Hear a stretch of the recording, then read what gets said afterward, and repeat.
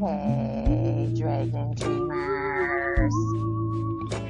Gina Virginia Casella here, and welcome to Story Species, Story Medicine, Extra Strength. When we share our stories, we give and receive medicine. One of the best ways to heal is with the earth. And that's exactly what we do with each other right here on Story Species, Story Medicine, Extra Strength. Ready to take your medicine?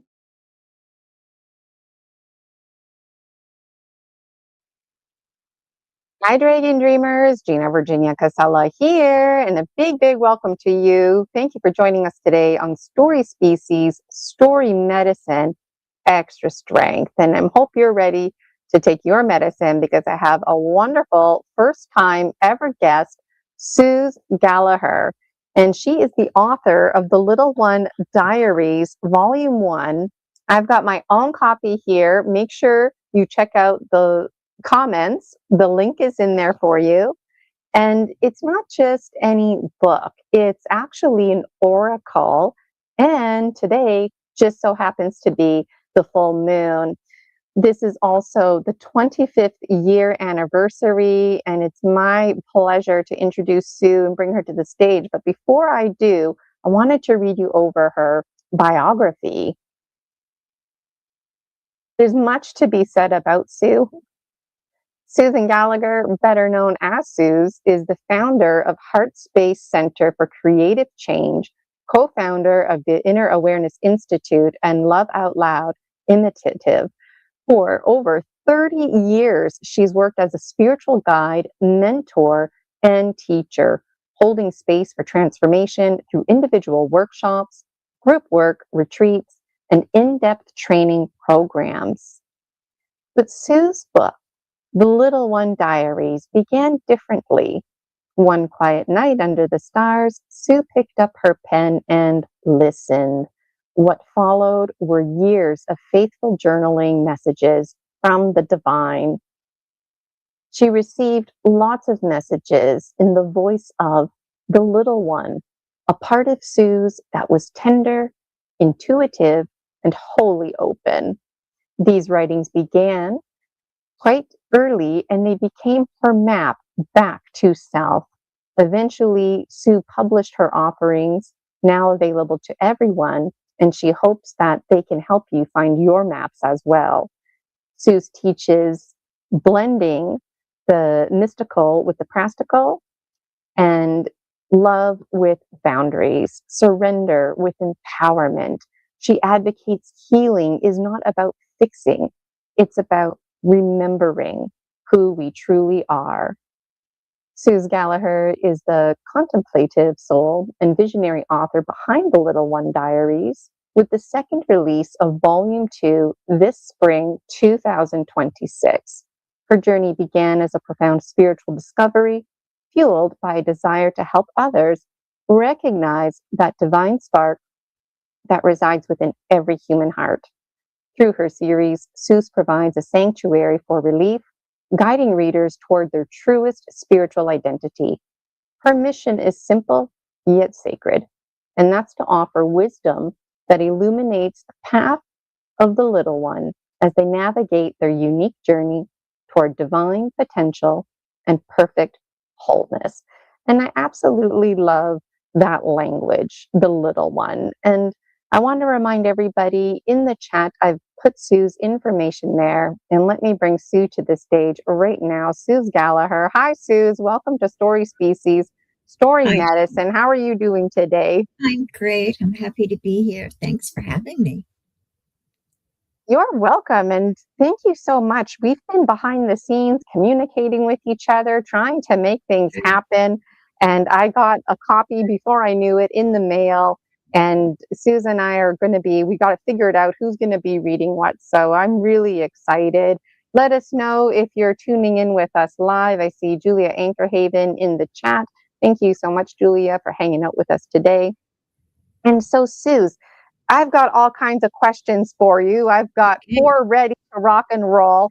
I'm excited to read. But before I get busy doing all of this, is there anything burning that you wanted to first say? Well, I'm just so happy to be here to share the information about the Little One Diaries and just to spend time hanging out with you, Gina. Yes, and Suz is like me, so it's way too easy to slip into timelessness. So we'll see how we do. And we already had a laugh before coming live that if we run out of time, which is very likely, then you know what? That's just something to look forward to for next time. We also had a little laugh because help me remember to mute myself. Otherwise, you'll hear that echoing sound. So, Suz, my first question for you is, tell us how you even came to write The Little Ones. Like, I know you were hanging out with some friends, you like to journal, that became a daily practice, something you were very committed to. But then one night, something happened. The sky opened, and tell us about how all of this unfolded. Sure. I've been a lifelong journaler. Gosh, it started back in, 7th, 8th grade, Dear Diary.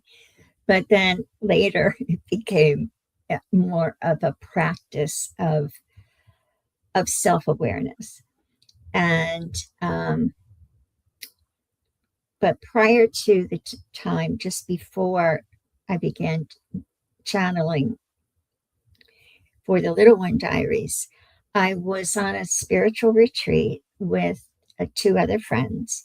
We had gone from the Washington, D.C. area to Santa Fe, New Mexico. And I was kind of a last minute add on because they were going to attend sessions at the Deva Foundation. And I just went along for the ride, And we knew it was going to be an adventure because everything was going wrong for the trip. There was a snowstorm and the flights were delayed and all of those things, which for me is just the energy is building and building and building. So we knew we could feel the power of that energy. And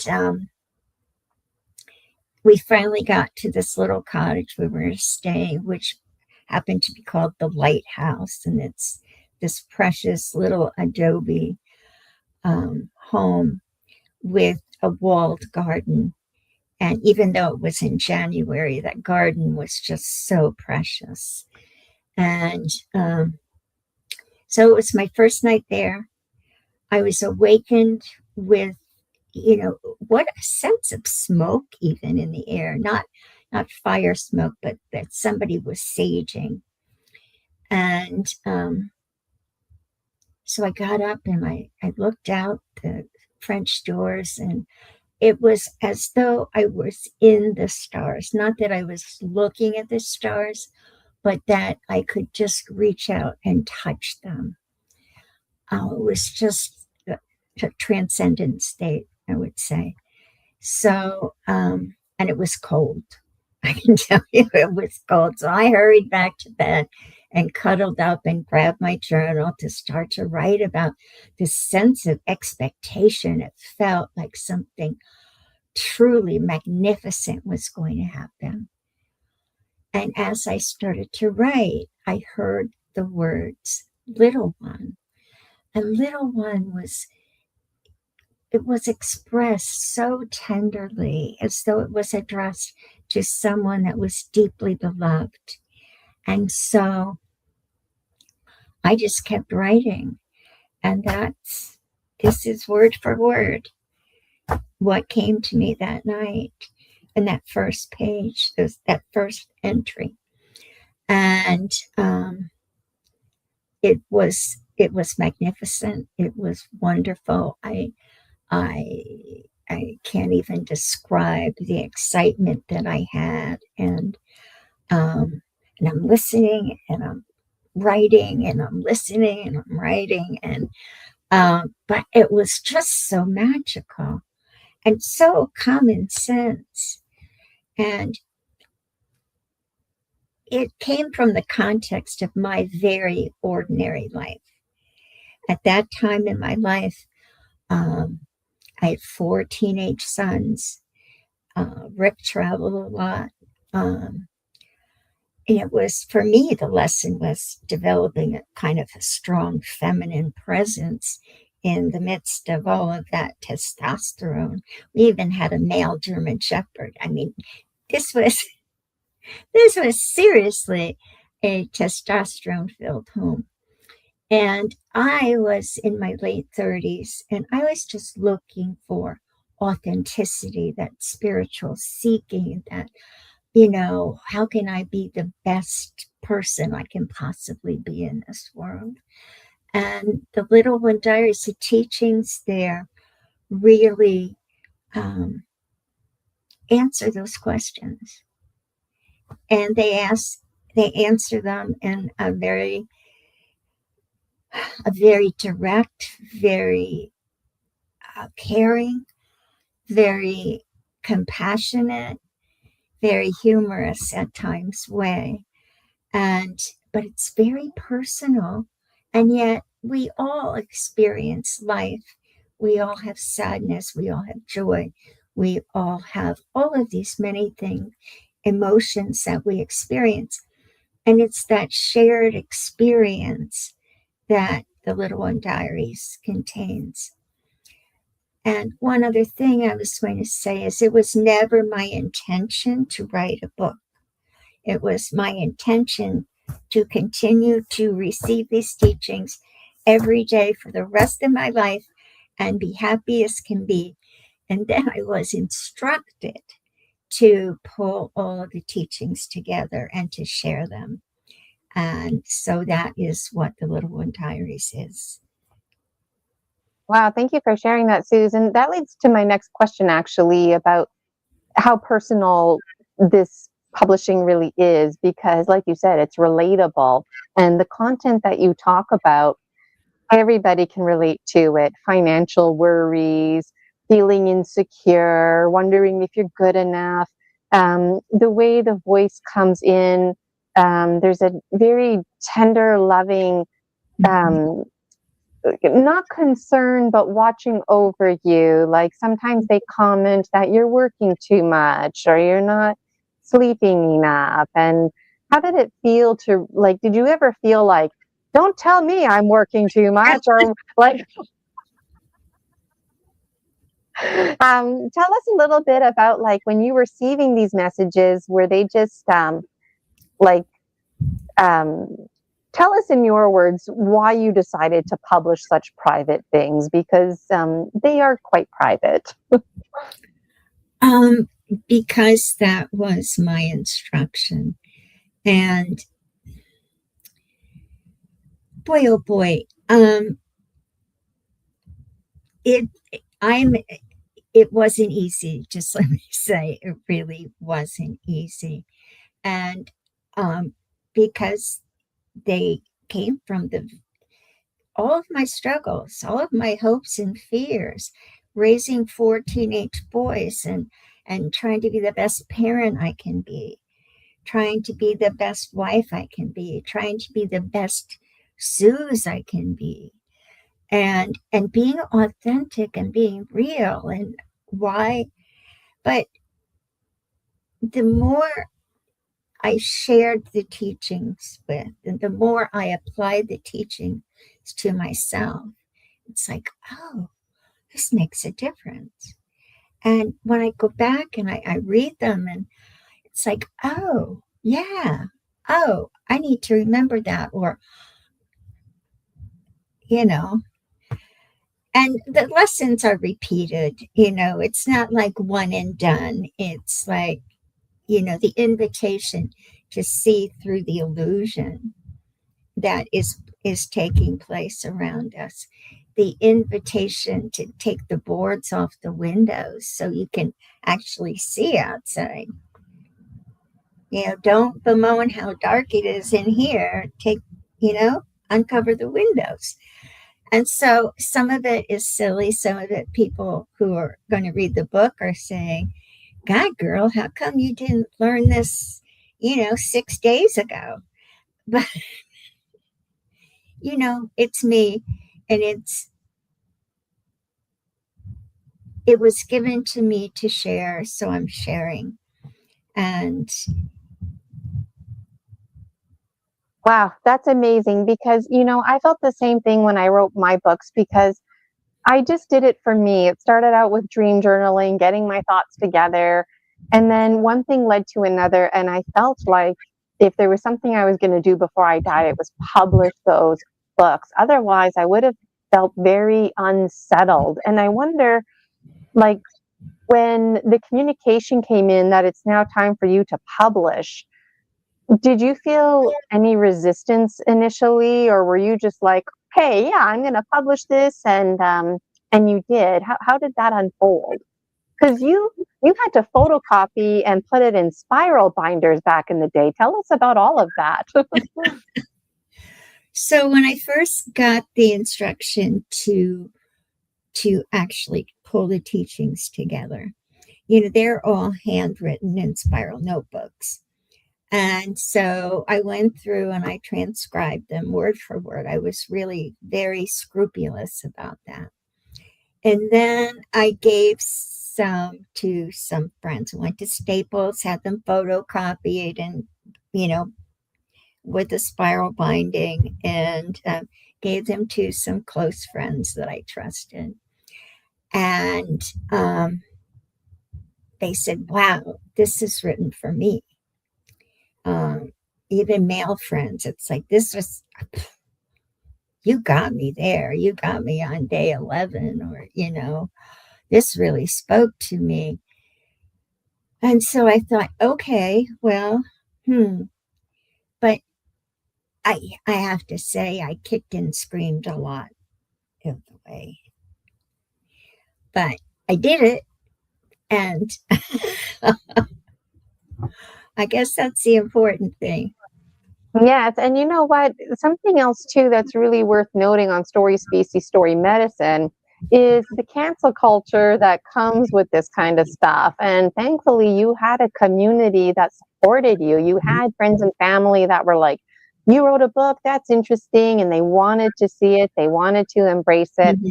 And it sounds like there's some soul tribe going on there because exactly what you said, when you read or you hear something and you're like, wait, this person's talking about me, then you know. And for me, that counts. That means it's a validation. It's Yes. validating that you did the right thing, publishing it and sharing it. Mhm. And at what point did you put it in the market for sale? Because for me, when I published my books, it was a lot easier. But when you first published, there was a lot of milestones to overcome. Just like you were talking about, like I think we easily forget the photocopying and the spiral binding. Do you feel like maybe that was part of the resistance too? Is that physically it's just a lot of workload and very demanding to do all of that? Yes, I think that was part of it. And I didn't want to take time and resources away from my family. And, I was working full time. I had 4 teenage sons and everything that entails. And our house was like the hangout house. And so, it was a lot to manage. I'm showing you with my arm. It was a lot to manage. Um, And it but almost seems like the publishing process was able to give you that space to have your personal time, to have your time with your thoughts, and the actual unfolding of the publishing of the very book yes, helped you to actually apply that knowledge, the eagle condor medicine, because you were provided with yes, lessons, but then you had to apply your lessons. And so yes, just the sheer fact that you published the book essentially check off list, you were yes, applying the eagle condor medicine lessons. yes, yes, yes. And tell us, who's target market? Like when you think about the ideal client, somebody in the bookstore that you want that person to grab a copy of your book, what does the person look like and sound like? I think that for me, it would be more likely than not a female reader, somewhere between the ages of 25 to 55. I would have said a little bit later, like 35 to 65. But young women now are awakening so much earlier. Then I think that really 25 might be the time that their hearts are ready. Because it is a book about awakening. It is a book about waking up to our own personal power, to who we really are as children of the divine, however you construe the divine. But we are so much bigger and stronger and more powerful than our external conditioning allows us to perceive ourselves.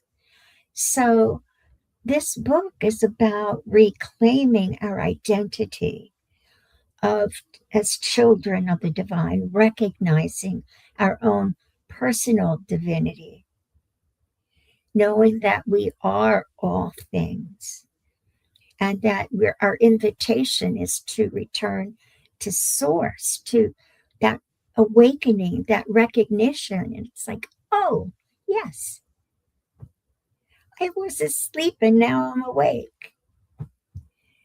And the waking up part can be real mixed emotions. It can be beautiful experiences, but then also what I call owl medicine, where you learn the truth and the truth hurts. But this helps to recalibrate us. And in your book, there's a strong theme of the greater oneness that we all belong to, while also honoring the individuals we are. But then, in essence, I'm you, you're me, like it flip flops, like we're one, but we're all individuals at the same time. But that's the composting and decomposting, the ebb and flow of the universe, I feel. And this business of when we're together and we're one, we're God, we're creator, or whatever language you use. And that's your perspective in the Little One Diaries too, is you're open to languages like divas or spirits, and not getting hung up on categories. And for me, that only extends the invitation to more readers out there. And like you mentioned, people are awakening even earlier. Yes. And so there's a lot of space. Oh, go ahead, Suz, you were about to say something. Oh, I was just going to go back to the oneness and our separateness and the illusion that creates. And my guides refer to that as the law of the prism. The light comes in, and then we see these magical colors, and then the light passes through the prism, and it's all one. So it appears to be broken apart, but it's still the same light that is going through. And so that's was really absolutely. It's like that Pink Floyd album. The cover of that album was way ahead of its time, yes. I think, right? And then before we dive into the reading, another question for you. In your book, there's two teachings in particular, two messages. Do you want to speak to those two teachings? Why don't you give me a hint? I think the two teachings, basically, you've already gone over it, like the teaching that we're all one, and that this book resonates with everybody. It really doesn't matter, even though it's targeted for women in a certain age group. Really, anybody and any gender can read this. Yes. And the teaching is being open to these experiences. Like, I think you have more than two teachings in this book, to be honest. But also just to embrace the art of journaling and trusting that you just write down whatever comes to your mind. And sometimes when you're journaling, you end up having these experiences where something else can come through and express that. So I think that's really cool. That's a really beautiful thing because, you know, a lot of people have these experiences and they don't trust it, they don't feel comfortable, or they don't have the community to support. So, any final thoughts before we start reading? I just want to address absolutely what you just stated. The primary purpose of the Little One Diaries is not so much to convey these teachings, although they're beautiful and timeless truth. The real invitation of this book is that every single being has access to direct spiritual communication. We can in every moment, in every breath, in every heartbeat, connect directly to source. I am not special. I was a family therapist running a practice, have 4 sons who are just incredible and magical and wonderful, a fabulous husband, all of these things. But just an ordinary life. And from that ordinary life, I asked for guidance. I asked for pure guidance. And that's what I received. And that is really what this book is about, what this book series is about. Yes, it came through me, but it can just as easily come through you and it be particular to your life, your dreams, your soul's purpose. You're not just put here and they say, good luck. You're put here and you have a team of guides, ascended masters, angels, whatever that connection is for you. And you connect directly to source. You don't need me. You don't need anybody else. So that was one of the biggest purposes of this book, is that this guidance is open to every heart. It's a beautiful message. And I feel like a lot of us, myself included, we're guilty of wanting this connection on demand, but we don't work towards building it. We just randomly want answers whenever, and we need to be in right relationship, building their relationship, like you were, for example, through journaling. And some people, they receive messages when they move their bodies, when they're dancing. So it's interesting, you know. Exactly. It does not have to be journaling. Okay. Well, I've always got tons of questions, and somewhere in here, I was reading it, and it was like, "Do you want $5 or $500? Then just ask for it." And it sounded like so simple, right? But again, it's the ongoing and the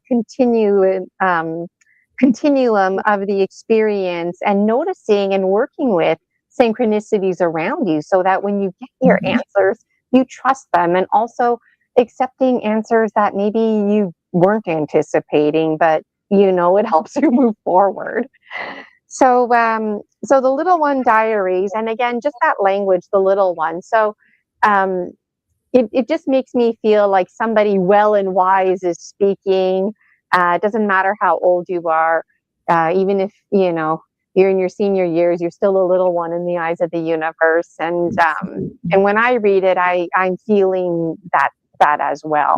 I'll be 45 this summer, and I'm like, little one, okay. Like, it makes me feel taken care of, you know. And it doesn't feel condescending or anything like that either. Like, it's like a great grandmother, great spirit. So Suz and I are going to read the first 10 pages. We're both a big fan of the first 10 pages. But do you want to read the first few pages, Sue? So in case anybody's following along at home or catching the replay, this is page 1, day 1. And Sue's going to read the first few pages, and then I'll finish it off. We'll talk about it, and then I've got lots of other pages to read too. So I'm going to remove myself from the stage. Suz is going to get all the attention, and I'm right here. Oh, I'm trying to remove myself from the stage. Okay, I'm right here, Sue. I can see and hear you. You just won't be able to see or hear me. Okay. Day 1. Little one, can the universe not meet your needs, whatever they may be, if you but allow it? This is an opportunity for you to move beyond your self-imposed beliefs about prosperity. No one can take away your right to be prosperous. Abundance is your entitlement, for you are a child of the limitless universe. Your feelings of fear and victimization come back to the same issue, the belief in scarcity, that there is not enough for everyone. Recognize the belief for what they are, limiting beliefs. Be willing to move beyond those illusions into a larger reality. This requires a willingness to release the beliefs to which you are so tightly grasping. Remember, little one, that the loaves and the fishes are given freely. This is abundance. It is a principle that exists, not a condition that changes. This trip is a manifestation of intention. It's more than a trip. It's an opportunity to expand your awareness and to change your experience of reality. It's an opportunity to see thinly through the veil that creates the illusion of separation. The separation exists only in your mind. You may choose at any moment to end that separation. You have the power at any moment to come home, to return to the source. You've committed to bring this knowledge, indeed this wisdom, into the world. You bring not only love, but love and power to heal and to raise the vibrational energies of the planet. The tools that you need to do this are already in your possession. Ask for eyes to see. We cannot help you unless we're invited to do so. Ask for ears to hear. You invite us to speak with you, but you keep on chattering so much that you're unable to hear our response to your request, which is the very response that you seek. Then you feel angry. Know this, little one. The response always comes. God, the universe, always responds to your requests, to your longing. Ask, seek, knock. You were sent here to be successful, period. There is no other option. You were sent to teach love, trust, and healing. Your ego fights this, yet you know that this is true. This is a holy trip, a sacred journey, a vision quest. Be open. Leave your fear at the altar. Trust. Open your heart to wonder. Forgive. You may release your body from its role as teacher, as scapegoat, as punisher, as an escape route. You can stop using illness to give yourself permission to take appropriate care of your body, your mind, and your spirit. You can give your body permission to heal itself and give it the appropriate nourishment to accomplish this healing. Your physical vibrations are changing at a remarkable rate. As your vibrational energy rises, you will go through some amazing physical changes. You can manifest anything you choose, from teeth to toes. It's all energy.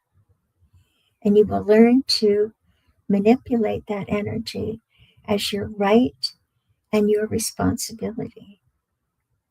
You will share that knowledge and, more importantly, that wisdom with others. The end of day 1.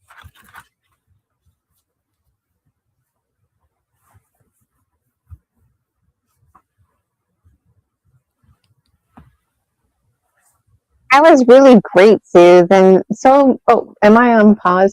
Nope, you can hear me. Okay, good. That was really great, Suz, because when the author reads it, it's just so much more special, right? And I had a little laugh when you were reading the bottom of page 1, because you invite us to speak with you, yet you keep chattering on that you are not able to hear us, and then you feel angry.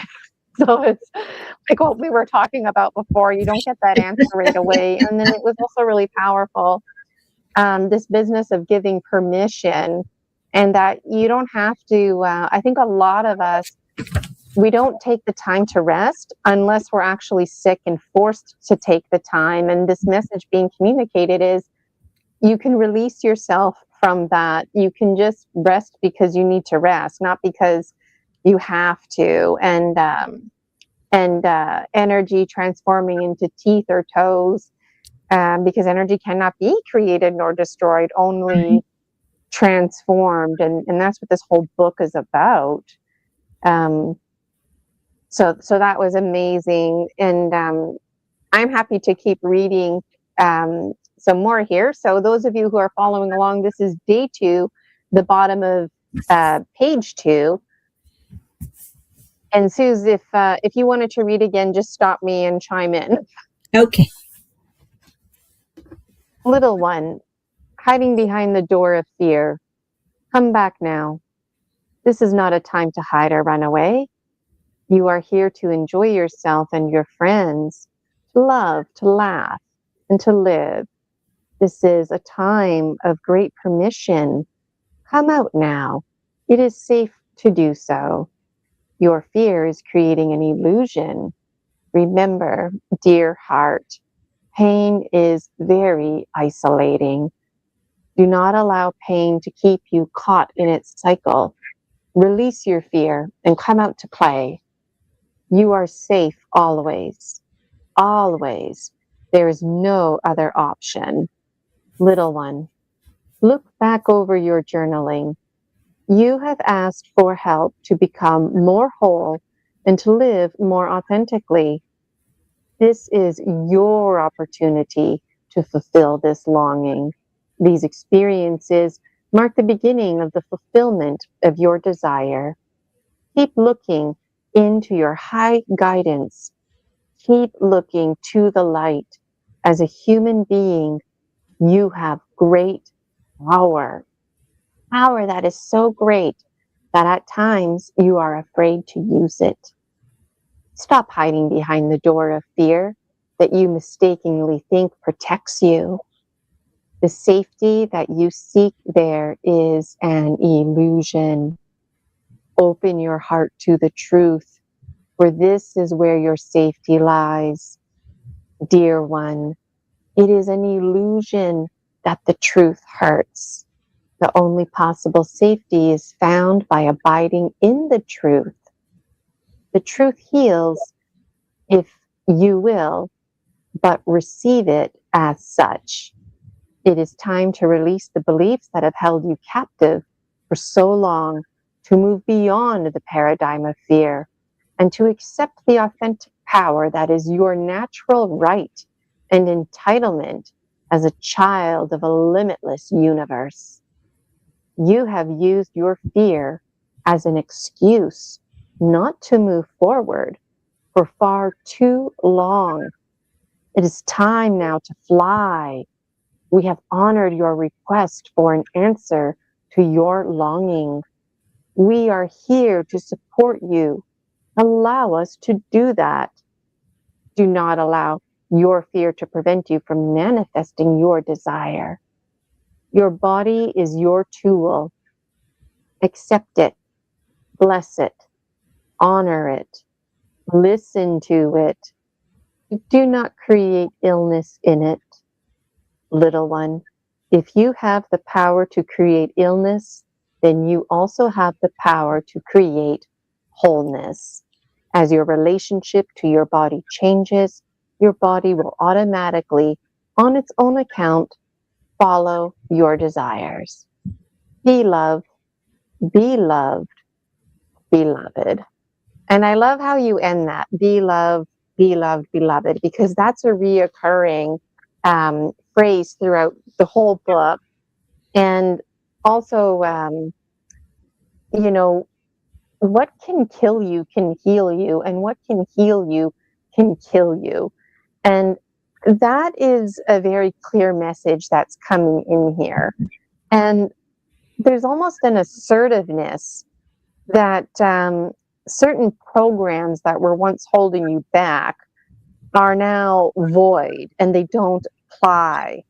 And when we procrastinate, yeah, sometimes we procrastinate because we just don't feel like doing things, you know.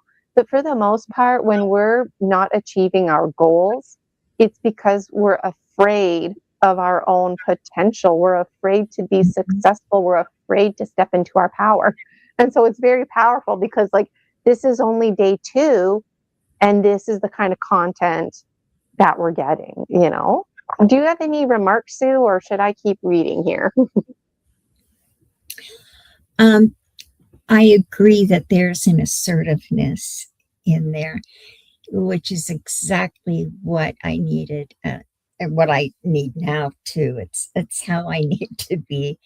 I need direct. I need direct. Don't give me namby-pamby, you know.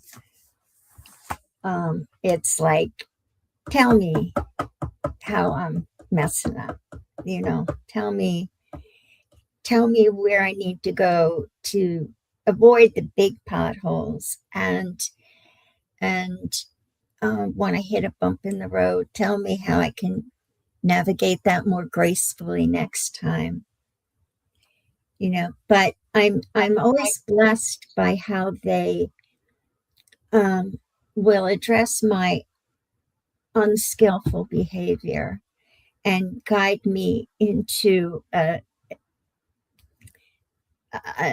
easier way to navigate life itself. I love that. And also, there's not allowing your body to get sick, like almost like shifting that thinking that you have and going back to the assertiveness. Like, they really don't have to say much to say a lot, you know. Less is always more, and that's what you get with the oracle. And I don't think I mentioned that yet, but Suze's book, you can read it from cover to cover, front to back, but you can also just open it randomly at any page, just like an oracle.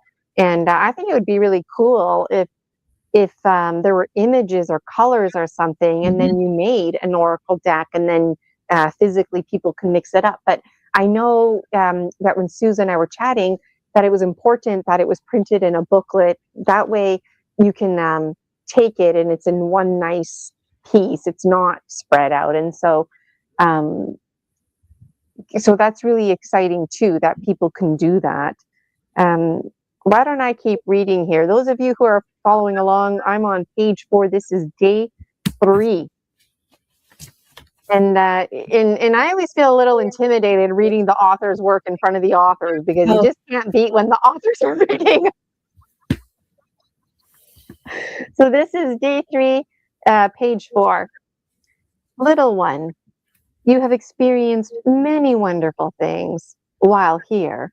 Know that this is not the city that you experienced here or the land. It is you. The magic is not in this place. It is in you. You have come home to yourself at last. Rejoice in this homecoming.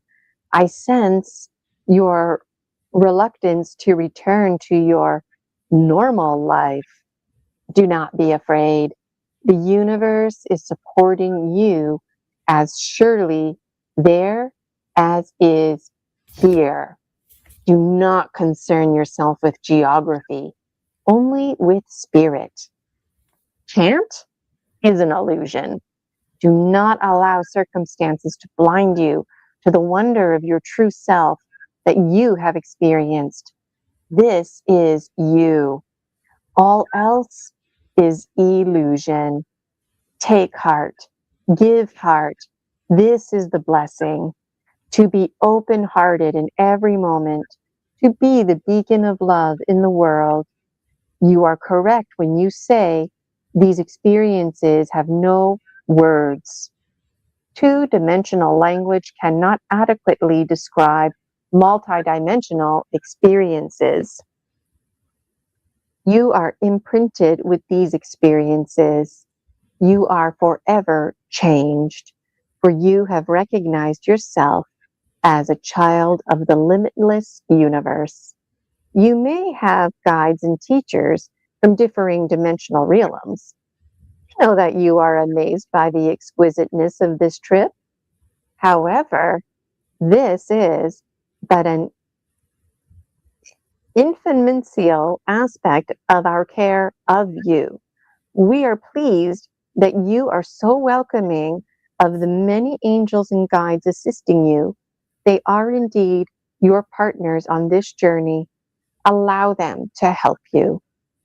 Little one, attend to us.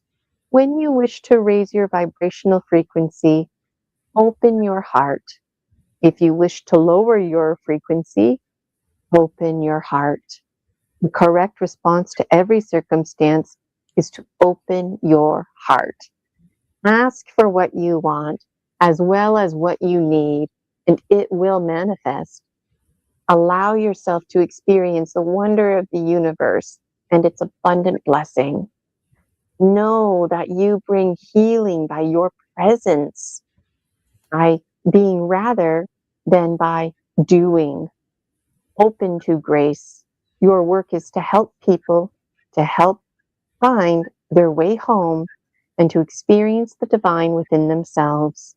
This will empower them to change their situations and experiences of the world, and enable them to teach others also. I feel in you some tension regarding your son. He is a great teacher for you, as are all of your children. Open your heart to him. Love him. He will thrive in non-judgment. Know that you are the only person that you can change, but that you can love everyone. As you love without condition and withdraw judgment, miracles happen. You have experienced this. It is not difficult. Love is never difficult. It is your essence. Just allow it to be. Allow love to fill you.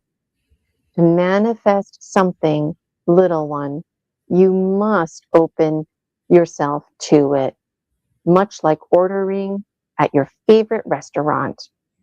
Openness creates the space that you need to manifest your desire. Stay clear. Ask for your highest good. Release your doubts. You do not have to work for it. You just have to allow it to come to you with an expectation of good.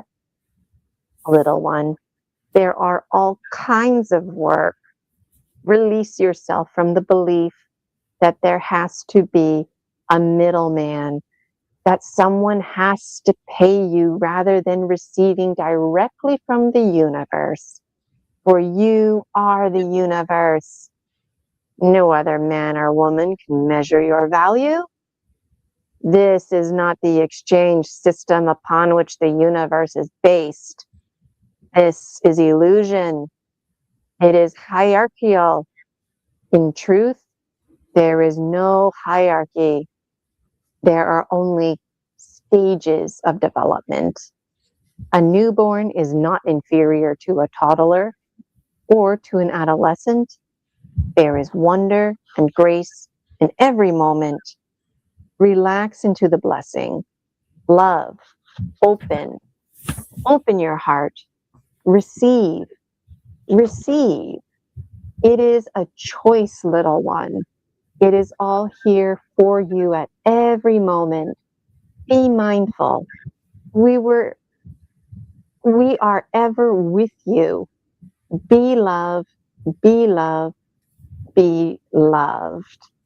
And there's so much to say just about that. I was on reading it without stopping, but I feel like just reading a bit, stopping, checking in, reading, stopping, checking in, because there's so much to unpack. Like, doing things for the love of doing it and stepping outside the fear and stop worrying about what other people think.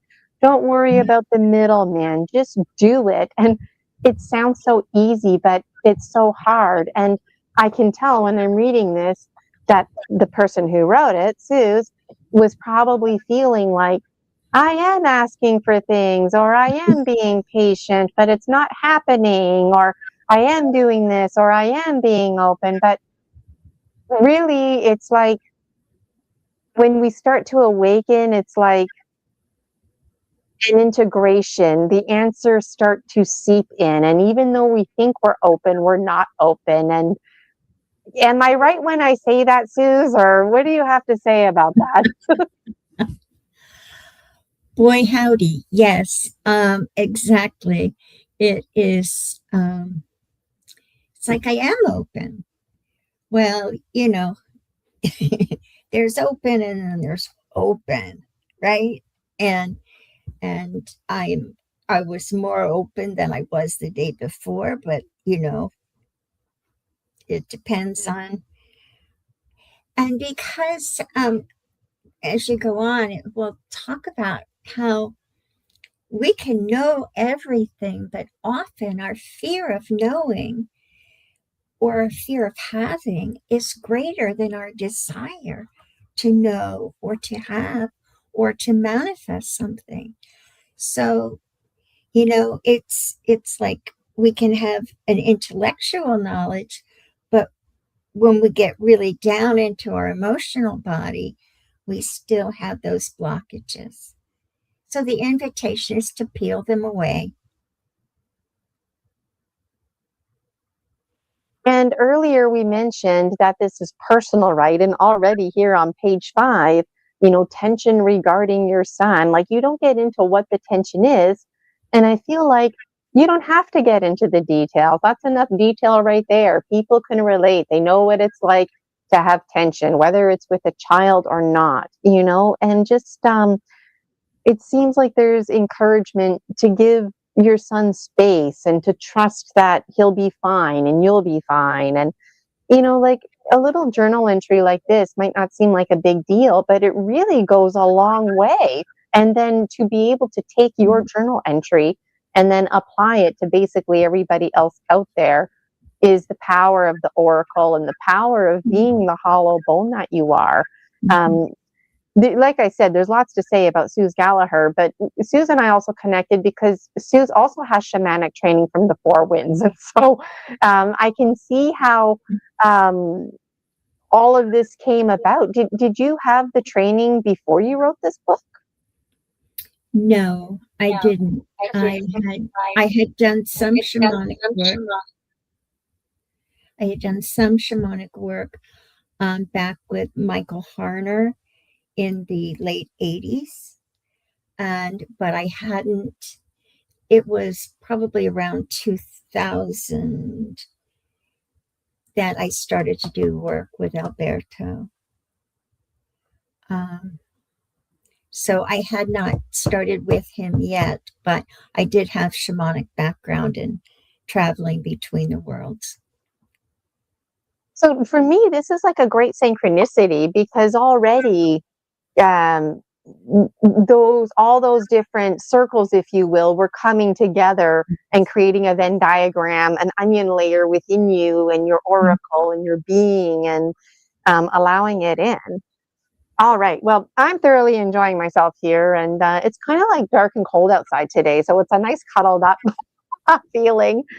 Day 4 is pretty short, so I'm going to read day 4, day 5, day 6, and then I'll stop and check in again because there's so much to unpack here.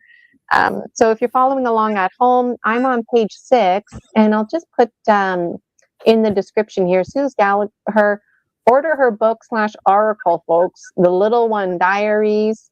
And as I'm reading away, I'll leave this here. It's in the description. There it is in the chat and on the big screen, www.thelittleonediaries.com. And don't forget, there's the second one coming too. It has a blue cover, I saw. So I'm excited about that. Okay, day 4. Little one, beware of creating vacuums. When you are ready to release a feeling that no longer serves you, no matter what that feeling may be, it is important to be clear about what you intend to replace that feeling with. For example, should you desire to release the feeling of betrayal, consciously choose to replace the feeling of betrayal with forgiveness, compassion, or self-love. If you are not clear about your intention, then the feeling will be replaced with a random feeling, not one of your choosing. For example, you may release betrayal only to unconsciously replace it with self-pity, anger, or resentment. Be mindful in all things. Be peace. Be love. Day 5. Little one, allow yourself to receive grace and healing. Embrace your body with love, for love and love alone will foster healing. You are doing well in that regard.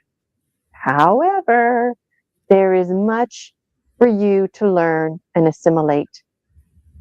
This frustrates you. Relax, all is well. This is a period of entry for you. Enjoy it. Observe what is different and what it is that you wish to change. Be patient with yourself. Love you.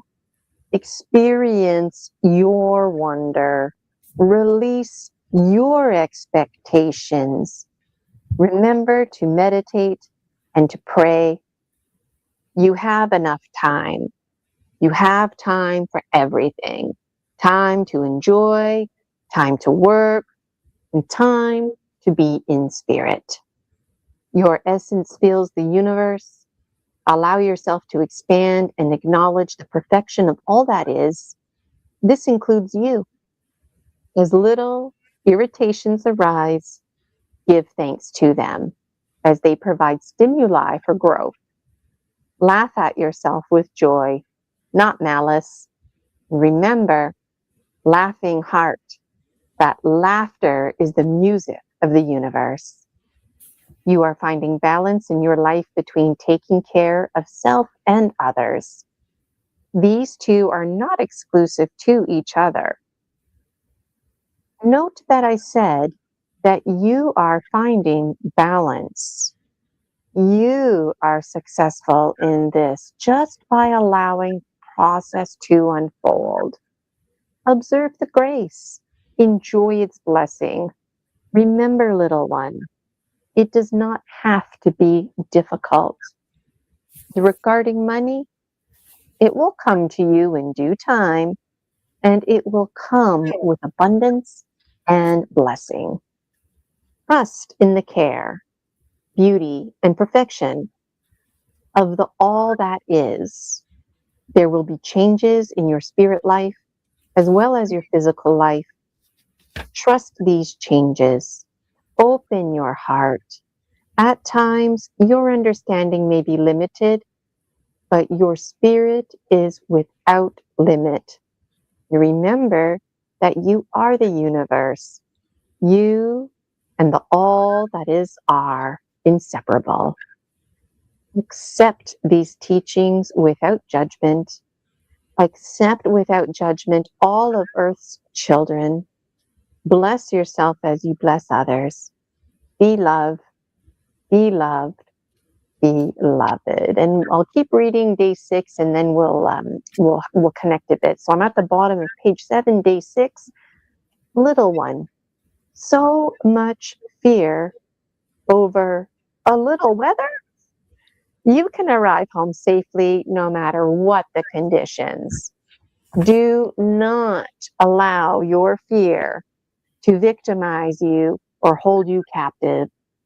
Do you want to travel home? If you do, then go. If you want to stay, then stay. Whatever you do, be clear about your intention. What is a little precipitation to you? Elementals do not control you. Do not give up your power to the weather. Ask the wind and snow, the earth elementals, to grant you safe passage and to bless your journey home. Honor them, respect them. Know that they are not to be feared. Ask for their support. This is an opportunity to forge a relationship with these forces and for you to become powerful allies. Divas will protect you. Do not give your power away by refusing to accept responsibility for creating a safe, pleasant journey for yourself. You are in charge of your journey, little one. Receive the blessing that the universe has for you. What have you learned on this trip? You are more related to your body. You have learned to be more mindful. You have learned to give thanks for lessons and opportunities. You have learned about non-judgment. You have learned that the universe manifests its beauty in miraculously diverse ways. None is better or more beautiful than the other. The salt marshes of New Jersey are as lovely as the mountains of Santa Fe. Allow yourself to experience all that the universe has for you without judgment or comparison. Ask yourself this question. Have you conquered a fear without confronting it? We are with you, little one. You may go in peace. Follow your heart always, for this is the path to peace. Know that you cannot fail. Be loved, be loved, beloved. Yeah. Every page is like, an amazing page. Day 4 totally made me think about the rules of the mind, because it's true. Like, if you get rid of a thought, well, okay, it creates a space, but now that space is going to be filled with what? So you have to be ready to get in there. And this is a classic case of frustration with the universe, because it's like people don't fill in the space, or they're not specific enough. And what are your thoughts about that, Suz? Well, I thought that teaching was a brilliant teaching because it beware of creating vacuums. Well, what does that even mean? Until they explained it, I was like, okay, no vacuums for me. And then, when they started to talk about creating with intention, I'm going to release something. What am I going to replace it with? Am I going to replace it with kindness, with forgiveness, with compassion, with grace? Or am I just going to let that, field be empty and then acquire bitterness or resentment or, apathy? So this teaching was very powerful because it makes you consciously aware that you were living your life, but then life started living you. So when Yes. spaces opened, spaces were filled, and you're just like, hey, whoa, what happened? And then now you're frustrated, angry. And then I had a little laugh on day 5 because I know when I'm frustrated, the last thing I want somebody to say to me is relax. And so as I read that word relax, I thought, oh my gosh, like, did you ever have a moment where you're like, don't tell me to relax? Yes. Yeah. So you persevered and got it down anyways. Yes. And something I'm really passionate about, because Suz also does hypnotherapy, everybody. I told you there's lots of information about Suz. But my passion to hypnotherapy and also taking charge of your life, and your past does not define you, and no one can write your story like you can. And these, diva oracles, like they're very kind, but they do assert like you're in charge of your life. And it's very empowering because they're not telling you what to do other than to open yourself and to love and not to fear. And I also love how you know they respect you, like you're afraid of some precipitation. It's not because you're being needy or whiny. You know what, when it's raining outside, people get excited, they start speeding, all kinds of things unfold. Um, but this business of turning to the elementals and connecting with them, because they come from a place of indifference, and if you're sending the universe a message on a rainy day that you feel like showing off driving down the road, well, the elementals might interpret that as an invitation to slip and slide. So again, like this opening and closing of spaces, and the living consciously to die consciously. When you fall less Mhm. hard, because we know, just like any tower, it's not a matter of if, it's a matter of when we're going to fall, because we exist in a state of impermanency. So knowing that Right. we're going to fall, knowing that we're going to alchemize, why would we cling to things? Right. But of course, it's always easier said than done. So when the tower falls, it tends to crash down. And then folks like me end up being really miserable and angry about it. But then if the tower can fall down consciously, you can look forward to those pieces falling down and rebuilding them. When it's time to get back up, you get back up with more ease. So, any thoughts from you, Suz, before I go on? I absolutely agree with how you sat with that and how you interpreted that.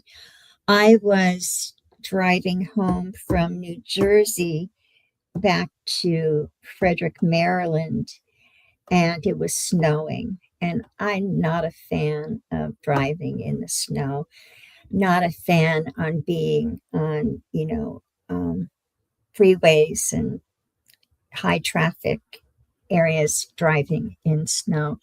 And then but they're like, okay, are you going to go or are you not going to go? Either one is fine. If you're going to go in peace and go with an open heart. And ask for protection, ask for help, but go in your power, or stay home in your, in your power. But either way, come from your power and know that you're a child of the limitless universe. The elementals will align themselves to assist you if you invite them to be your ally. And that very word ally is an interesting word because like as a shaman, Suz is a shaman, I'm a shaman, and this came up in a conversation behind the scenes we were having, but like the shaman has no enemies. So the shaman just goes here, goes there. But working with themes of duality, does that mean the shaman has no friends? And that might sound harsh, right? But in truth, the shaman comes from a place of indifference, just like the elementals. And so coming from a place of indifference is a really special place to come from. But when you're in this human form,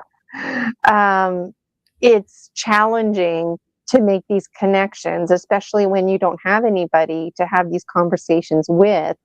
And so you get the benefit now of having like a whole entire group, a committee of mentors. And it can sound frustrating, like, oh, you want to do this, then just do it. You want to travel there, well, then off you go. You'll be safe. And it's like, you're not used to being safe. Going back, to day 4, rules of the mind. What's familiar keeps you safe. So when it's raining, you automatically start thinking things. And I get what you're saying too, especially in the big city, big trucks are driving by. It's very different than just your neighborhood road, right? But it's easy to resonate with this. And I can see anybody picking up this book and journaling pages just after reading one day,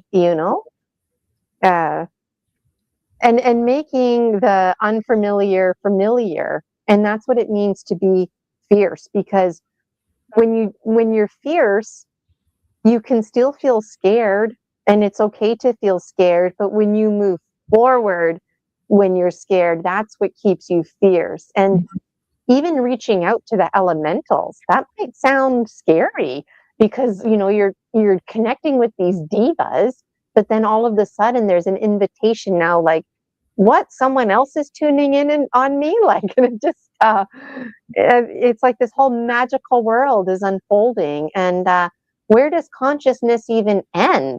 It doesn't start, it doesn't end. It's just, I mean, the chair I'm sitting on has consciousness, right? So I always have a lot to say, and I tend to throw a lot at my guests. But do you want to make any comments before I continue on, Suz? I just wanted to comment that when you mentioned to have a whole committee, that's what I call my team, the committee. And I use that language too, the committee. There's the committee of the ones who listen, and there's committees within committees that I don't even understand, and I accept that. It's just, all right, so I'm on day 7, if anybody's following along at home, and I'll just put the web link there on the screen. So I'm on the bottom or at the top of page 8, and then I'd like to read all the way to page 10, day 10. So I'm going to read page 9 to 14 without stopping, and then we'll chat again. All right, day 7. And my cat Rosie's here too now for story time. Little one, meditation is the next step for you. You still are afraid of allowing yourself to completely enter the labyrinth. Are you afraid that you will lose the golden thread? But you need not be afraid, for you are the thread, just as you are the labyrinth. Follow this awareness. Observe your resistance, but do not judge it. Embrace yourself and compassionately witness the child's fear through your soul's wisdom. Your ego seeks control. This is the ego's job. Commend its thoughtfulness. Be kind, but be persistent. Follow your desire. Pursue the beloved. The universe awaits. Today, I would like to discuss with you the multidimensionality that you will experience as your awareness of yourself as a child of the universe increases. We have given you a glimpse of these other realities with regard to your prior Earth lives and the collective energies of this planet, but there is more. Your ego argues that these mysteries are impossible to know, but that is illusion, little one. Know this. Fear is the only obstacle to knowledge. You may know all things. However, your fear of knowing is greater than your desire to know. Release fear. Resist illusion. Resist complacency. Hunger to know and to be known. Be still. Be present. Be love. Be loved. Beloved. Day 8. Little one, you are learning much about yourself. You are learning to listen not only with your heart, but with your whole body. We know of your desire to serve. We honor this desire. Now that we are preparing you, we are purifying the vessel to more fully open the channel of communication. This is a time to begin writing our teachings to you and to share the wisdom that abides in your heart. The vibrations around you are sweet and pure. These energies will nourish your spirit and fill your soul. The creative fires that have lain dormant in you for many years will begin to blaze. Do not fear this creative energy. Exalt in its power. You have tremendous support from the universe for your work. Do not let this frighten you. Rather, keep returning to the source and allow us the privilege of partnering you on this journey. You have everything you need. You need only open your mouth to speak, and the voice of spirit will flow through you. You know this truth because you have experienced this since your youth. Yield to the divine. Open your heart. Love is the message. God is love. You are love. Time is accelerating at an amazing rate, faster than ever in the Earth's history. You are part of humanity's dimensional ascension. You fear that you will not be able to communicate this information to others. Yet, you have witnessed that you are everything and that you already exist in every dimension. Allow the communication to flow freely through your heart. Do not try to analyze it. Know that it is from source, regardless of its metaphor. We have shared with you that reality exists in negative time-space, that is not in what is seen, but what is unseen. It is true, you exist in many dimensions simultaneously. Give yourself permission to fully experience each one. The universe is not hierarchical. Do not allow judgment to give form to illusion. Judgment perpetuates the illusion of separation. Be loved. Be loved. Beloved. Day 9. And I'm on page 11 for those of you who are following along. Little one, you are learning that the exchange system is not about doing. Rather, it's about loving. It is about opening to blessing. It is about sharing your essence freely from your heart. Nothing can possibly be without from you, little one, for you are everything. Your experience is dependent upon your willingness and openness to receive, as well as your soul's desires and priorities in this lifetime. There are many different forms of abundance. Do you feel whole? Do you feel joyful? Do you feel loved and supported in every moment? Do you feel grateful? This is the experience of abundance. Physical manifestation is mostly elementary form of energy manipulation. It is the densest energy and therefore it is the easiest to manipulate. It is a pleasure to teach you to manifest physical and material forms on the third dimensional plane. This is play. Lighten up, little one. Earth is your playground. This is not serious. Experiment. Nothing is withheld from you. There is no concept such as I can't. You can do anything. Only your fear limits you. Fear applies the brakes to any manifestation instantly. This is not a bad thing, but it is important to realize that you have complete control over your circumstance without using fear for protection.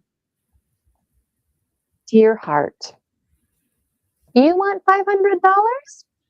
It is yours. Open to receive it. You are everything. There is no entitlement, no qualifications of deservingness. It is all you, your debts, your prosperity.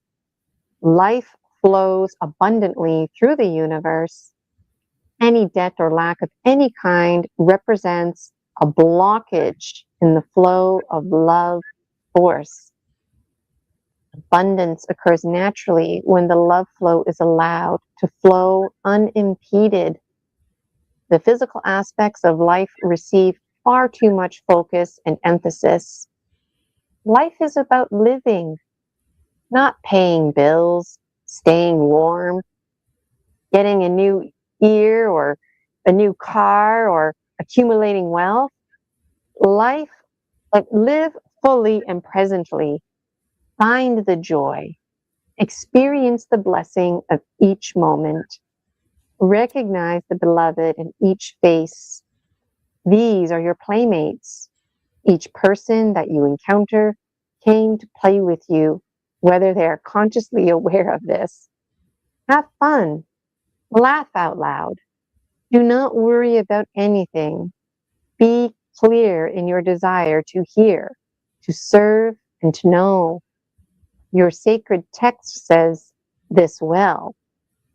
First, seek God's kingdom and righteousness. Everything shall be given to you. Relax. Trust the universe. Release any belief that asserts that life is anything other than joyful. All else is illusion. All of creation is right here for you. Little one, learning to intentionally manifest is not difficult unless you choose to make it so. Is there a series of magic steps? 1, 2, 3, presto! Not quite. However, you can merely say, I need a shovel, and you will manifest a shovel. Or, I am hungry, and you shall be fed, for nothing is withheld from you. Abundance is a universal principle. You are the universe. Therefore, you are abundant. No one can take that entitlement from you. However, you can choose to not experience this natural abundance. It is time to release the hierarchical cultural belief that more than enough is better than enough. This belief is rooted in the illusion of scarcity rather than the truth of abundance. Comparison in any form of an illusion. Put purely and simply, comparison does not exist in the universe. There are no opposites. There is only love, unity, oneness, you. There is only the beloved. On this St. Valentine's Day, know that you are loved and that you are the beloved. And we're going to sneak in day 10. I'm on page 13. Day 10, little one.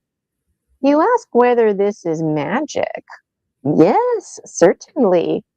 However, no ritualized steps, words, or incarnations are necessary in order to directly experience the divine. What is magic? Magic is the intention of the heart. Everything else is symbolic, though not irrelevant if it has value or meaning to you. However, it is unnecessary. At times, you wonder if there is a secret formula that someday you will accidentally stumble upon that what will contain the secrets of the universe. Will you need a guru or an initiation into a secret sect? No, not at all. You must only open your heart to be the love that you are. You do not need to create what already exists. It is already you. Relax, enjoy, play, smile more, laugh always. You have power over your experience in every moment. Allow the windows to be open. Do not close yourself off.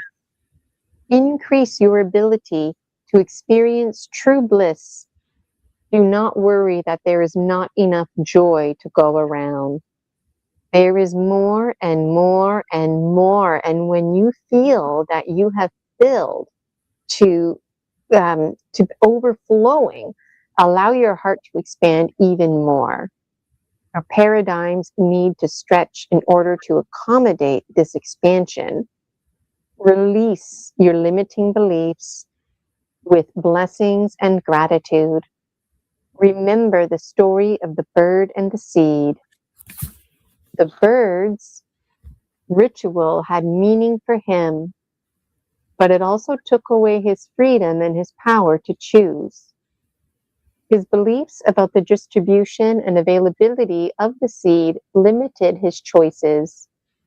He gave up his freedom for an illusion of control, yet it was only an illusion because the seed was there for him always and was not dependent upon any prescribed behavior or level of worthiness. The bird created his illusion-based system just as you create yours. It is time to release these illusions with gentleness and humor. Do not improve your prison with more sophisticated superstitions. Just take the boards off the windows and fly free. Reach, stretch, grow. Go beyond where you have gone before. Breathe in the essence of the universe. Nothing is separate from you. Judgment is an illusion. All feelings of separation come from judgment. If you withdraw judgment, then you experience the great mystery of the paradox of one and the many and the unity of all beings. Be love, be loved, beloved. Again, so many things to say here, and this business of releasing false inhibiting beliefs. When you release something negative, it goes off and does its thing, right? But that negativity, that shadow, if you will, becomes an ally as well. And so I wonder, like, as you went through this healing journey and your process, did you feel that as you were releasing false inhibiting beliefs that you were making more friends with more oracle and divas? What are your thoughts on that? As I released the limiting beliefs and the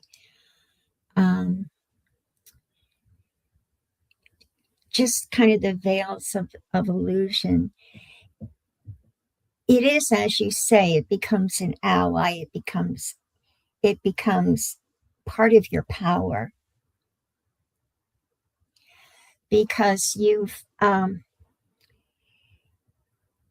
it's energy.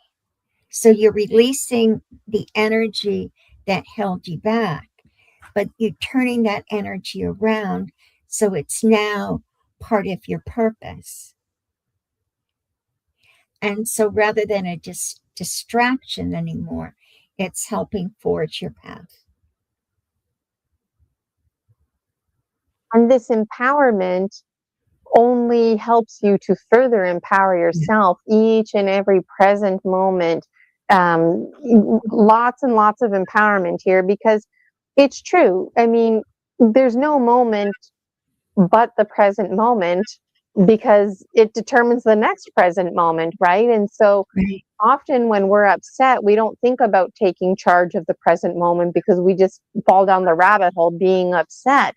So there's a strong reminder here to take charge of your life. And so it seems like you had a lot of blockages that were preventing you just to relax, just to breathe easy, to let it be simple. Like I can almost visualize you asking, like, why does it have to be so hard? Or like, this business of $500, like, just give me the $500. I'm asking for it, but for some reason you can't receive it because of these darn blockages.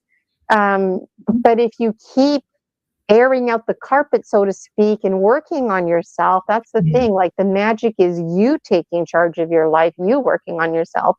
Then you can transform those energies. And also comments made about multidimensional universes and you existing. And so going back to this theme of the shaman and walking here and walking there, and it seems like this committee, they're there and here and everywhere with you as well.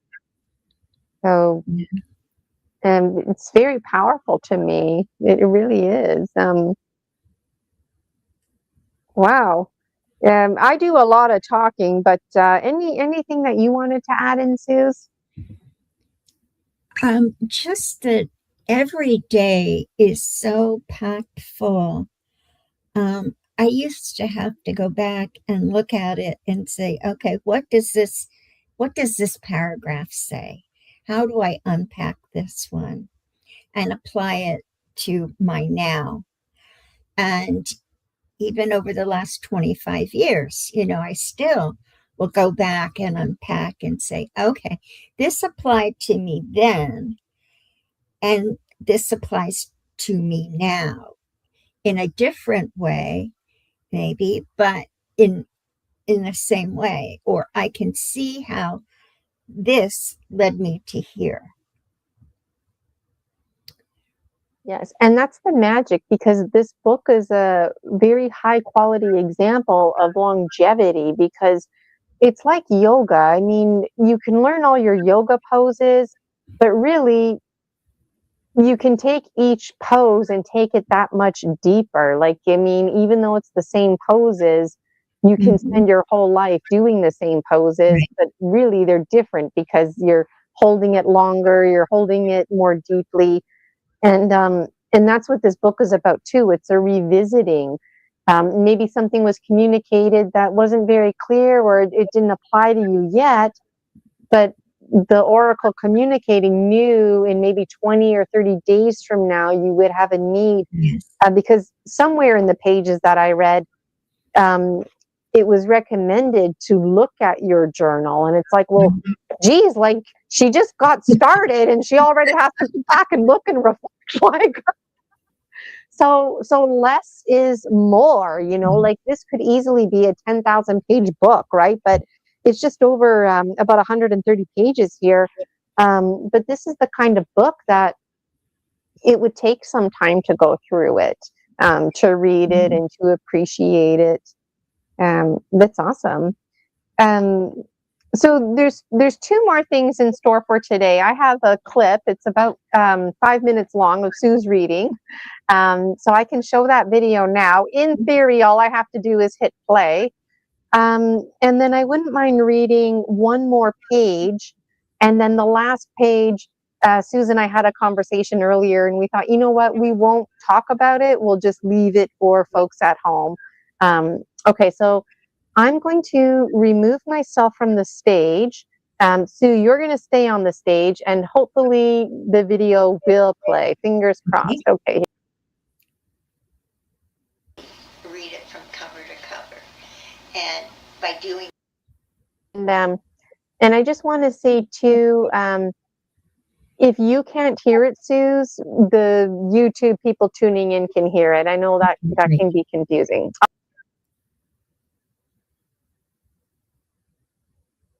So it's the curriculum of how you get from point A to point B to point C to point D, and the teachings build upon each other.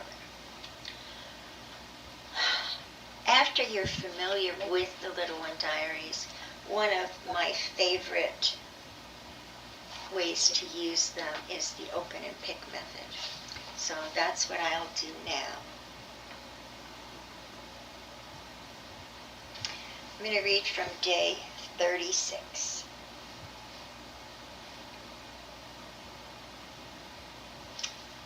Or maybe day 37.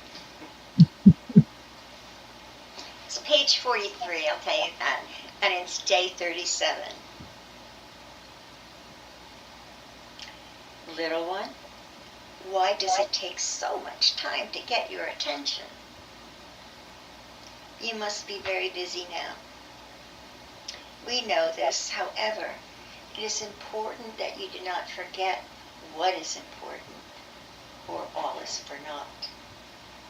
It is neither your job nor our intention to scold you, but rather to gently remind you that this time of communication is important in order to keep your vision clear, lest you become distracted by the illusion that surrounds you. Be at peace, little one. All is well.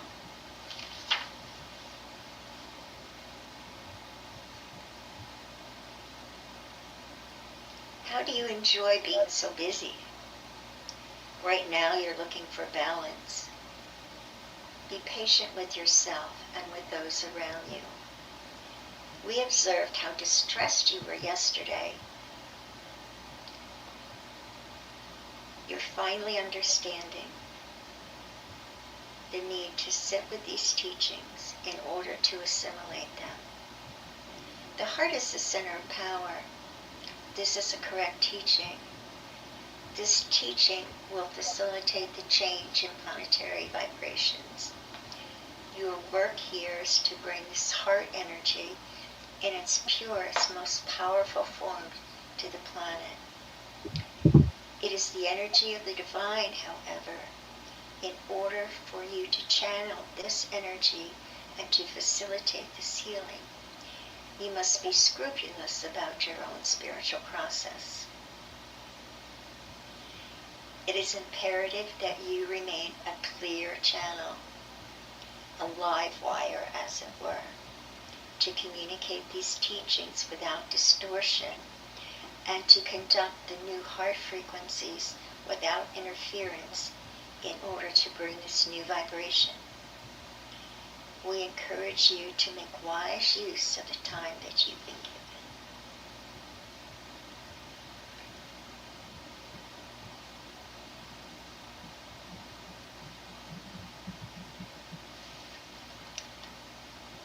Little one, remember to laugh. This is the sound of God, laughter. When you're working so hard, you tend to take yourself much too seriously. Lighten up, smell the flowers, savor the blessings of grace. Open your heart. Laughter is the sound of an open heart. What is the sound of one hand clapping? Laughter, little one. Laughter. If your work is too hard, too serious, then you're not blessing it with wings. Let all things be joyful. Let it be easy. The same is true for your relationships. Imagine yourself totally supported by the universe in every area of your life. Totally supported and supporting. There is enough time and energy for everyone to experience abundance, grace, love, and laughter.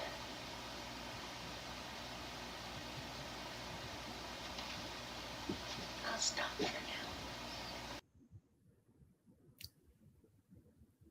That was amazing. I love when authors read their own books. And, you know, I think it was good synchronicity because that was pre-recorded, that it totally fit with everything that we were talking about. And I was just writing a note here when I was listening that epigenetics matters. And you didn't use that word epigenetics, but that's what you're talking about, because so many people are in environments that are so discouraging, you know. But this is like really reinforcing that there's a whole other environment out there that you might not have been aware of that absolutely 100% supports you. And like, can you imagine all the children out there in particular, you know, having somebody consistently every day telling them, like, you know, you are love and abundance is yours, you're enough, things are available to you, you're the same as everyone else, it's okay to be angry, like all of these special messages, right? And speaking of special messages, there's folks are saying hello in the chat here. I was showing a bit briefly, but we've got She Wolf Mountain saying hello in the chat, sending some love. Tucker and he's saying he's finally catching a live. That's Gary. He's out in the Newfoundland area, and Jason missing time 420. And there were some other folks in there as well. So make sure, everybody, you grab a copy of Suz's book. I've got her, the website right here, the little one, diaries.com. And any thoughts from you, Suz? Because I wouldn't mind sneaking in just one more page and then calling it a wrap. I know I've already taken almost 2 hours of your time, but that's what it is with Story Species, Story Medicine. It takes time to read, right? So, Yes. Any thoughts from you? I keep talking a lot, I know. Well, I'm just really so grateful that you provided this opportunity, Gina. It means the world to me. And it just blesses me to be able to share this with you and with your viewers. And I'm also just so grateful for the many, many, many connections that we share. I think that we have this web of grace in which we're all, this matrix that we're all connecting and supporting each other in. And that for me is thrilling and exciting and just a wonderful time. So thank you, and thank you for everything that you do. You are welcome. And it's been such a thrill having you on the show, because the first time we chatted, we just already were getting caught up in timelessness, right? And I knew today that that was going to happen. So when Suz and I met behind the scenes, I had a structure ready, you know, and there's things that we ran out of time for, because there's lots more things that I would have liked to have read. But you know what? We'll just do that next time. But because it's the full moon, a lot of folks out there like to pull oracle cards. And so I'm going to be reading from page 62. This is day 50. And Suz and I, we're not going to discuss it. I'm just going to read it, and then that's for folks out there. And I lovingly invite you to share either in my Buy Me a Coffee, or I want to remind everybody out there, the free Facebook group, the Dragon Dreams Soul Tribe Collective. That's your community where you can post your thoughts, feelings, opinions, and also where I cross-post my links from Buy Me a Coffee. Your soul tribe awaits you. Make sure you check out the details. I just want to get busy here reading. I got my book open. All right. This is page 50. I'm sorry, page 62, day 50. Little one, do not be hard on yourself.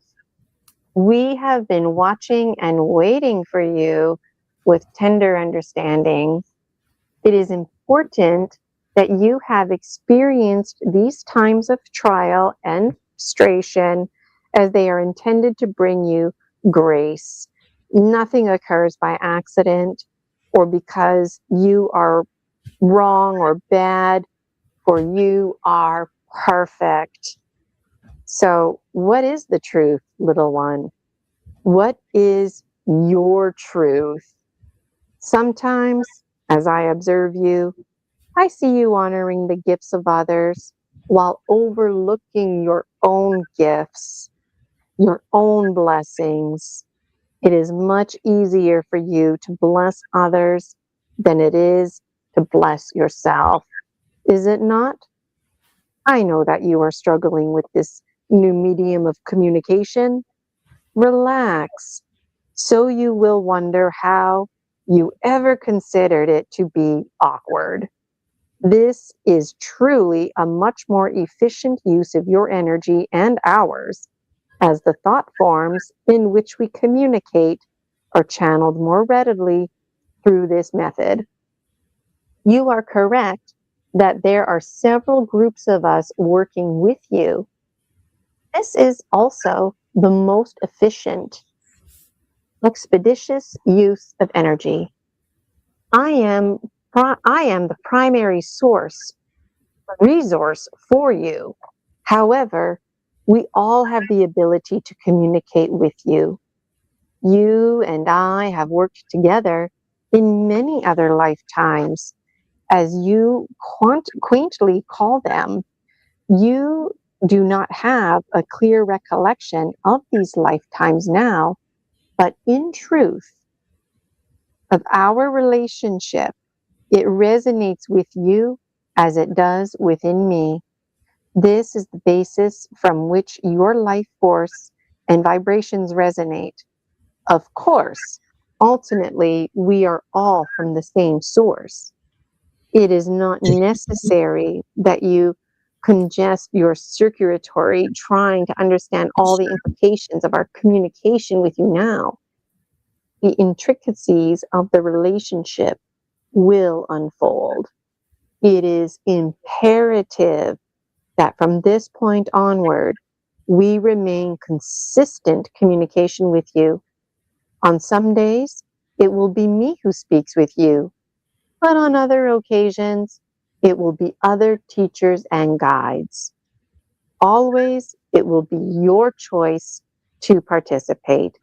However, if at times we seem to be forceful, it is because there is much to do, and this commitment has forged since the beginning of time. This is not new. It's time to remember. Be loved, be loved, be loved. What a great way to end it. So that's for folks out there who are listening in. Share your thoughts with us. It's hard for me not to share my thoughts, but I've already shared enough of my thoughts today. But this one here, the reason I chose it was because I was wondering, I thought, well, what am I going to highlight? Because I know I want to read the first 10 pages. And then I opened it spontaneously to that page and I read it and I thought, this is not coincidence. This is what needs to be read and shared. And then just the fact that it was part of the full moon, I thought it was all in great synchronicity. And so I want to show everybody your little poster here. There we go. Suz Gallaher, first time guest right here on Story Species, Story Medicine, Extra Strength, celebrating the 25th year anniversary, the Little One Diaries, Volume 1. And lucky me, I have my own copy with a special message from yours truly, Suz Gallaher, the author. And I really can't thank you enough, Suz, for being on this show. We were chatting, and then before you know it, Suz and her husband were sending me a book in the mail, and it's been a real thrill getting to know you in this short time. And Suz is actually one of our virtual vendors for the upcoming conference, and so I'm going to be highlighting Suz's book again on March 14th, and the day before the conference on March 13th. If Suz's available, she'll come and hang out with us. And we're just going to talk about the conference and creating candle hype. If you're not familiar with what I'm talking about, make sure you follow me, Gina Virginia Casella, on Buy Me a Coffee. And make sure you grab a copy of one of Suz's books. And there's a second volume coming out. Same cover, but blue, volume 2. And I know I can't wait to get my hands on it. Suz, any final words from you? Just to express my gratitude to be here with you, Gina, and all of your viewers. What a treat it's been. And it's always a joy and a privilege to spend time with you. Thank you from the bottom of my heart. Thank you. All right. Well, time really flew by here. And it's 3:21, so that's good synchronicity. 3, 2, 1. I like the number sequence. Speaking of synchronicities, so I'm going to remove us from the stage, Sue. Thank you so much again for your time and for being a guest on Story Species, Story Medicine, Extra Strength, and for being the wisdom bearer that you are, sharing your medicine. I really appreciate it. Dragon Dreamers, if you're interested in being a guest on Story Species, Story Medicine, Extra Strength, make sure you reach out to me, Gina Virginia Casella. We simply can't have enough Dragon Dreamers on here sharing their story medicine. The supernatural, it's very natural. The paranormal, it's very normal. And this business of high strangeness, there's actually nothing strange about high strangeness other than the fact that we think and feel it's strange. When you get folks together like myself and Suz Gallaher, you start sharing this kind of story medicine, start trusting those thoughts that come to you, start journaling.